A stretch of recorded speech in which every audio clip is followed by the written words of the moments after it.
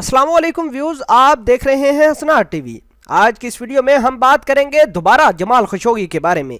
Jamal Khashoggi का कत्ल Saudi Arabia और सऊदी शहजादा मोहम्मद बिन सलमान के गले पड़ चुका है। शहजादे मोहम्मद बिन सलमान ने इस गलती का इतराफ़ भी किया था कि उसी की वजह से ही जमाल खशोगी कत्ल हो चुके हैं। जमाल खशोगी का कत्ल दर्दनाक तरीके से किया गया। सऊदी अरेबिया से 15 अफराद का टोला जाता है टर्की में और वहाँ सऊदी कौंसलेट में उनको कत्ल कर दिया जाता है।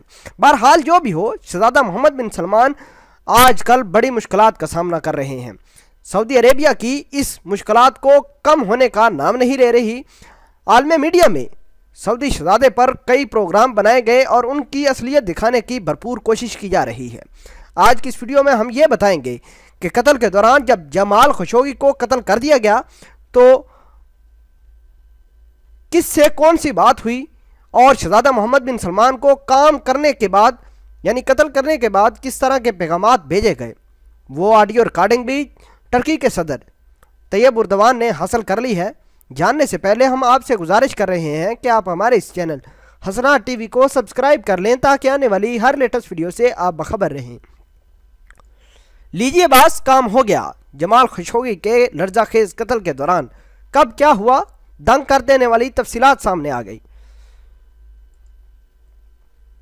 जमाल खशोगी के कत्ल की मुबैना रिकॉर्डिंग से मुतल्लिक न्यूयॉर्क टाइम ने इंकशाफ किया है कि बास लफ्ज़ मुबैना तौर पर मोहम्मद बिन सलमान के लिए इस्तेमाल किया गया था। डेथ स्क्वाड के रुकन ने कत्ल से मुतल्लिक बास को आगाह करने का कहा, काम हो गया। मुबैना डेथ स्क्वाड में एक शख्स अब्दुल अजीज मुतरिब को सुनाया गया। वज़ीर आज़म जस्टिन ट्रूडो ने कहा कि इंटेलिजेंस एजेंसीज ने रिकॉर्डिंग सुनी है। उर्दवान ने यह भी कहा है कि वाज़िया किया जाए कि हुक्म किसने दिया था। व्यूज़, अब बात करते हैं कि शहजादा मोहम्मद बिन सलमान को यह कत्ल वाकई ही गले पड़ चुका है। एक तरफ तो सऊदी अरबिया में मुख्तलिफ नाराज़ शहजादे मोहम्मद बिन सलमान के खिलाफ बगावत करने के लिए बिल्कुल तैयार हैं। वो नहीं चाहते कि किसी तरीके से शहजादा मोहम्मद बिन सलमान मुल्क को और गलत सिमत में लेकर जाएं, और दूसरी जानब उन्होंने जितनी भी पॉलिसियां बनाई हैं उनकी भी भरपूर मुखालफत की है।